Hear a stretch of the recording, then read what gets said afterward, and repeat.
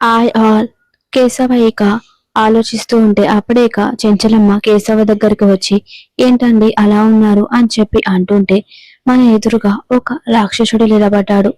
అతన్ని ఎదిరించి మనం తడబడి నిల్చాము.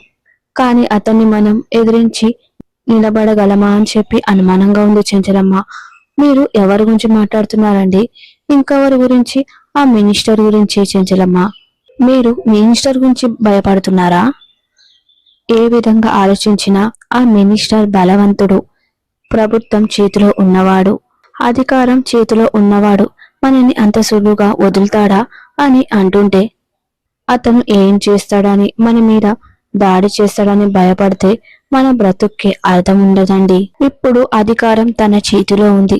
అతని చేతిలో ఉంది కాబట్టి ఎవరైనా వేరే వాళ్ళని అధపాతాళానికి తొక్కేయాలని చూస్తారు. మనల్ని కూడా అలానే చేస్తాడని చెప్పి భయంగా ఉంది అని అంటుంటే అప్పుడు చెంచలమ్మ చూడండి, అలాంటి న్యాయం ధర్మం తెలియని వాళ్ళ దగ్గర మనం భయపడితే మనకి ధర్మపీఠం మీద ఉండే అధికారం ఉండదండి. నేను చేయాల్సింది చేశాను. న్యాయం వైపు నిలబడ్డాను, ధర్మం వైపు నిలబడ్డాను. దీని గురించి మీరు ఎక్కువగా ఆలోచించకండి అని అంటూ ఉంటుంది. ఇక కేశవ అలానే చూస్తూ ఉంటాడు. ఇక సింధూర చెంటి దగ్గరికి వచ్చి ఏవండి, ఎందుకు ఏదో కోల్పోయినట్టుగా దిగులుగా అలా ముఖం పెట్టారు అని అంటుంటే ఇప్పటి వరకు ఏం కోల్పోయానో నాకు తెలియదు అమ్మాయి గారు, కానీ ఇకపైన ఏమైనా కోల్పోతానేమో అని, అలాంటి పరిస్థితి వస్తుందేమని భయంగా ఉంది అమ్మాయి గారు అని అంటుంటే ఎందుకండి, దేనికి ఆ భయం? అప్పుడు చెంటి ఆ మినిస్టర్ కొడుకుకి అంత అవమానం జరిగింది. అవమానం జరిగిన వాడు గుంటనక్క లాంటి వాడు. వాడు ఎక్కడైనా పొంచి ఉంటాడేమో అని చెప్పి భయంగా ఉంది. వాడి పొంచి ఉన్న గుంటనక్క అయితే అత్తమ్మ గురి చూసి వేటాడే వేటకాడితో సమానం. ఆ మినిస్టర్ కొడుకు మనల్ని ఏం చేయలేడండి అని అంటుంటే అలా ధైర్యంగా ఉండడం మంచిదే, కానీ ఎప్పటి వరకు ఉండాలి? ఎవరు ఏం చేయలేదని చెప్పి మనం బిందాసుగా అలా ఉండకూడదు కదా అమ్మాయి గారు. మన ఎదురుగా ఉన్నది మామూలు ధైర్యం కాదు, చెంచలమ్మ అనే ధైర్యం. అలాంటి ధైర్యం మన ముందు ఉన్నప్పుడు ఎలాంటి యోగమైనా సరే మన ముందు వచ్చినా సరే ఎవరు ఏం చేయలేరు. మనకు రక్షణ కవచంలా ఉంటుంది. దాని గురించి మీరు ఎక్కువగా ఆలోచించకండి. ఏంటండి మీరు, దాని గురించి మీరు ఏం ఆలోచించరా? మీకు కోపంగా లేదా అని అంటుంటే ఉంది, ఆ దరిద్రపు విధవ వల్లే మన శోభనం ఆగిపోయింది. దానికే నాకు కోపం వస్తుంది. వాడే రాకుండా ఉంటే ఈ పాటికి మన శోభనం అయిపోయి ఉండేది అని నవ్వుతూ చెప్తుంటే ఏంటమ్మాయి గారు, మీకు ఏ భయం లేదా? మనం ధైర్యంగా ఉంటే మనని ఏ భయం వెంటాడదు. మీరు ధైర్యంగా ఉండండి అని సింధూర చెప్తూ ఉంటుంది. త్వరలోనే అత్తమ్మ మన శోభనానికి మళ్ళీ ముహూర్తం పెట్టిస్తుంది, కాస్త నవ్వండి అని చెప్పి అంటూ ఉంటుంది. ఇక అప్పుడే పోలీస్ వ్యాన్ వస్తూ ఉంటుంది. ఇద్దరు అటువైపు చూస్తూ ఉంటారు. ఇక పోలీసు డైరెక్ట్ గా ఇంటికి వచ్చి చెంచలమ్మతో మీ ఇల్లు సోదా చెయ్యాలి అని చెప్పడంతో కారణం ఏంటి అని చెంచలమ్మ అడుగుతూ ఉంటే ఇక్కడ వ్యతిరేక పనులు జరుగుతున్నాయని, కార్యకలాపాలు జరుగుతున్నాయని చెప్పి మాకు ఇన్ఫర్మేషన్ వచ్చింది అని చెప్తూ ఉంటే తట్టుగా ఈ సోదాలేంటి అని కేశవ అడుగుతుంటే ఇదిగోండి సర్చ్ వారెంట్, మీ ఇంటిని సెర్చ్ చేయాలని చెప్పి మాకు వారెంట్ ఇచ్చారు, మా పని మమ్మల్ని చేసుకునివ్వండి అని అంటుంటే ఇక కేశవ అసలు మీరు ఏం మాట్లాడుతున్నా అర్థమవుతుందా అని అంటుంటే ఇక చెంచలమ్మ మీరు సోదా చేయండి మీరు సోదా చేయండి అని చెప్పి ఇక చెంచలమ్మ అంటూ ఉంటుంది. అప్పుడే ఇక సింధూర వస్తూ ఉంటుంది. ఇక సర్చ్ వారెంట్ అని చెప్పి ఇక కానిస్టేబుల్ తో ఎస్ఐ చెప్తుంటే ఇక ఇల్లంతా సర్చ్ చేస్తూ ఉంటారు. ఇక కేశవ చెంచలమ్మతో ఏంటి చెంచలమ్మ ఇదంతా, నేను భయపడినట్టే జరుగుతుందంటావా? ఆ మినిస్టరే ఇదంతా చేస్తున్నాడంటావా అని అంటుంటే మీరేం భయపడకండి, మనం న్యాయం వైపు నిలబడ్డప్పుడు, మనం ధర్మం వైపు నిలబడ్డప్పుడు మనం ఎవరికి భయపడాల్సిన అవసరం లేదు అని చెప్పి అంటూ ఉంటుంది. ఇక కానిస్టేబుల్ బెడ్ కింద బ్యాగ్ ని తీసి అందులో ఉన్న డబ్బులను తీసుకొని వచ్చి సార్ ఇందులో దొంగ నోట్లు ఉన్నాయి అని చెప్పి చూపిస్తూ ఉంటే ఇక అందరూ షాక్ అయి అలానే చూస్తూ ఉంటారు. చెంచలమ్మ ఏంటి పని ఎస్ఐ అంటూ ఉంటే దొంగ నోట్లు సరఫరా చేస్తున్నారా అని చెప్పి అంటుంటే అవి ఇక్కడికి ఎలా వచ్చాయో మీకు తెలుసు, ఎవరి ద్వారా వచ్చాయో తెలుసు, ఆయన నన్ను అడుగుతున్నారా? మమ్మల్ని నిలదీయడం మీకు సులువే, కానీ ఇవి దొంగ నోట్లు, మీరు సరఫరా చేయలేదని చెప్పి మీ దగ్గర ఏమైనా రుజువు ఉందా? పదండి పోలీస్ స్టేషన్కి అని చెప్పి అంటుంటే ఇక చెంటి, సార్ మా ఇంట్లో దొంగ నోట్లు ఉండడం ఏంటి సార్? మా ఇంట్లో దొంగ నోట్లు ఉన్నాయని చెప్పి ఎవరో తప్పుడు ఇన్ఫర్మేషన్ ఇచ్చారు, మమ్మల్ని వదిలేయండి సార్ అని చెంటి అంటుంటే ఇదంతా చేసిన వాళ్ళే నోరు మూసుకొని ఉన్నారు. మధ్యలో నీ గోయేంటయ్యా అని ఎస్ఐ అంటుంటే ఇక కేశవ, ఎస్ఐ గారు కాస్త మర్యాదగా మాట్లాడండి, అతను మా అబ్బాయి.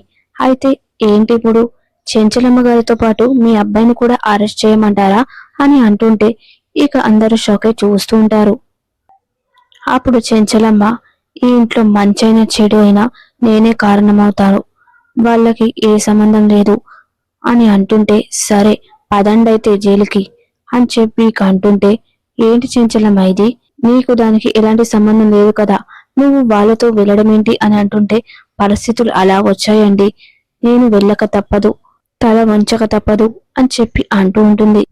ఇక సింధూర, ఆగండి అత్తమ్మ, ఎస్ఐ గారు మా అత్తమ్మకి దీనికి ఏ సంబంధం లేదు, మా ఇంట్లో దొంగ నోట్లు దొరికాయి కానీ మా అత్తమ్మకి ఏ సంబంధం లేదు అని అంటుంటే నీకు మళ్ళీ మళ్ళీ చెప్పాలి అనుకోవడం లేదు, ఈ ఇంట్లో దొంగ నోట్లు దొరికాయి కాబట్టి నేను చెంచలమ్మ గారిని అరెస్ట్ చేయక తప్పదు, అందరికి పేరు పేరున చెప్తున్నాను వినండి, దొంగ నోట్లు దొరికాయి కాబట్టి నేను చెంచలమ్మ గారిని అరెస్ట్ చేసి తీసుకెళ్తున్నాను అని చెప్పి చెప్తూ ఉంటాడు. ఇక పోలీస్ వ్యాన్ వచ్చి చెంచలమ్మని పోలీస్ వ్యాన్ లో కూర్చోబెట్టి తీసుకెళ్తూ ఉంటారు. ఇక అందరూ అలానే చూస్తూ ఉంటారు. ఇక ఇక్కడ మినిస్టర్ సైన్ చేస్తూ ఉంటే ఇక కోపంగా హర్ష మినిస్టర్ దగ్గరికి వచ్చి సైన్ చేస్తున్న పేపర్లన్నీ ఒక్కసారిగా ఎగరవేస్తూ ఉంటాడు.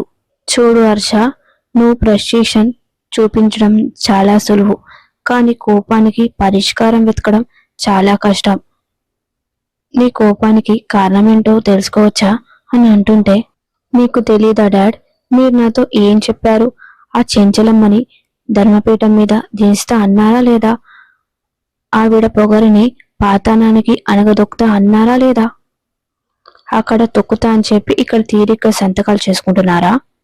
అప్పుడు మినిస్టర్, హర్ష, చెంచలమ్మని దొంగ నోటు కేసులో అరెస్ట్ చేయించాను కదా, మీరు పెట్టిన కేసు అబద్ధం అని చెప్పి 5 నిమిషాల్లో బయటికి వస్తుంది, దానికి ఎందుకు కేసు పెట్టడం, పోలీస్ స్టేషన్ లో ఉంచడం అని అంటుంటే చూడర్ష, ఇది నేను ఆడుతున్న మొదటి భాగం మాత్రమే, ఇంకా నేను ఆడాల్సిన ఆట ఉంది, మీరు మొదటి భాగం రెండో భాగం అని చెప్పి పాటలు పాటలుగా విభజించుకుపోతుంటే ఆ చెంచలమ్మ అంతు చూసినట్టే అని చెప్పి అంటుంటే అప్పుడు మినిస్టర్, దేనికైనా ఒక ప్లానింగ్ ఉంటుంది, పద్ధతి ఉంటుంది, దాని ప్రకారంగానే వెళ్ళాలి, మీలా అద్దడిడ్డంగా కాదు, మీరు పద్ధతి అవని చెప్పి పగ ఎప్పుడు తీరుస్తారు, చూడు హర్ష, పగ తీయడానికి టైం పడవచ్చు, ఇలా పద్ధతిగా ప్లాన్ ప్రకారంగా చేస్తే ఖచ్చితంగా పగ తీరుతుంది, కానీ టైం అయితే పడుతుంది, మీరు ఇలా చేస్తే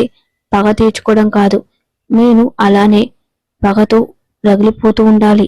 సరే, మీరు ప్లాన్ పద్ధతి అన్నారు కదా, మరి చెంచలమ్మని అణగదొక్కడానికి ఏం ప్లాన్ వేశారు అది చెప్పండి అని అంటుంటే చెప్తాను, మూర్తి వెళ్ళి వాళ్ళని పిలువు అని చెప్పి అంటుంటే ఇక రవి చాముండి ఇద్దరు పైనుంచి కిందికి దిక్కుంటూ వస్తూ ఉంటారు. ఇక చాముండి చెంటి ఇద్దరు వస్తుంటే హర్ష చూస్తూ ఉంటాడు.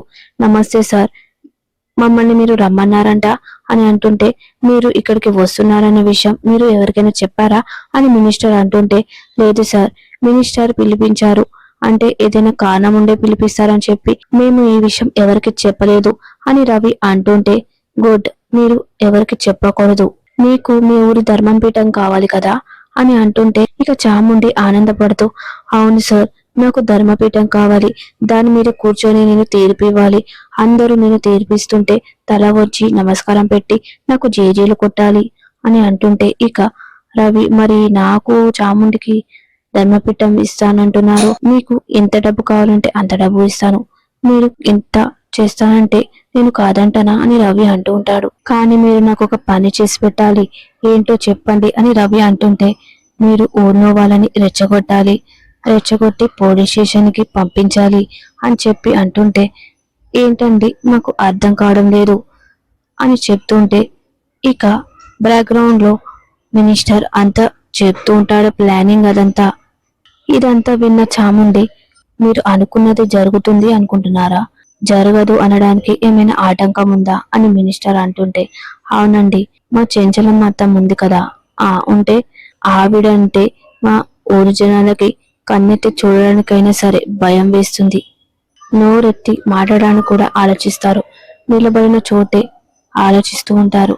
అంటుంటే మీ అత్తమ్మ ఆపకపోతే ఇదంతా జరుగుతుంది కదా, అలా అయితే మీరు చెప్పినట్టే చేస్తాం అని రవి అంటూ ఉంటాడు.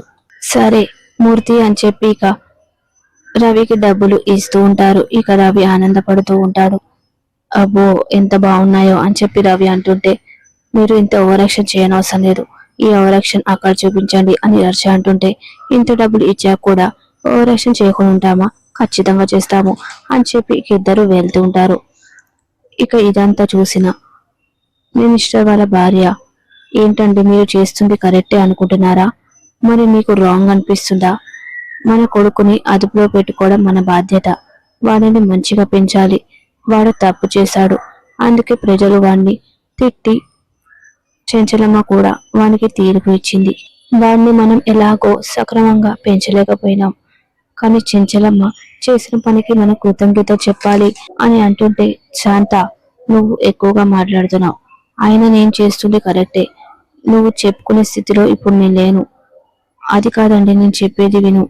నువ్వు ఏం చెప్పొద్దు.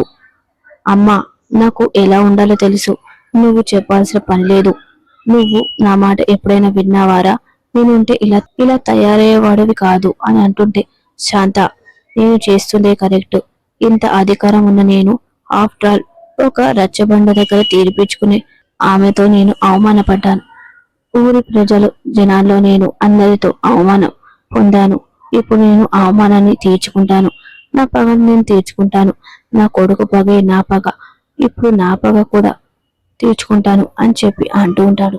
ఇక సింధూర కేశవ ఇద్దరు లాయర్ దగ్గరికి వచ్చి, లాయర్ గారు చెంచలమ్మని కేసులో ఇరికించారు, నాకు తెలుసు, కానీ ఏ కేసులో ఇరికించారు అని అడుగుతూ ఉంటే, దొంగ నోట్ల కేసులో, ఆ కేసులో జైలుకు తీసుకెళ్లారు అని చెప్పి అంటుంటే, ఇదిగోండి ఎఫ్ఐఆర్ కాపీ అని చెప్పి ఇక కేశవ చూపిస్తుంటే, ఇక అది చూసిన లాయర్ షాక్ అయి, అదేంటండి మీరు దొంగ నోట్ల కేసు అని చెప్పారు, ఇక్కడ ఏవేవో సెక్షన్స్ ఉన్నాయి, మీరు ఏం మాట్లాడుతున్నారు అని సింధూర అంటుంటే, అవునమ్మా ఇందులో దొంగ నోట్ల కేసులు ఏవీ లేవు, చెంచలమ్మని ఇరికించడానికి బానే ప్లాన్ చేశారు, ఏవేవో సెక్షన్లు ఇందులో ఉన్నాయి అని చెప్పి అంటుంటే, ఇక కేశవ సింధూర షాక్ చూస్తూ ఉంటారు.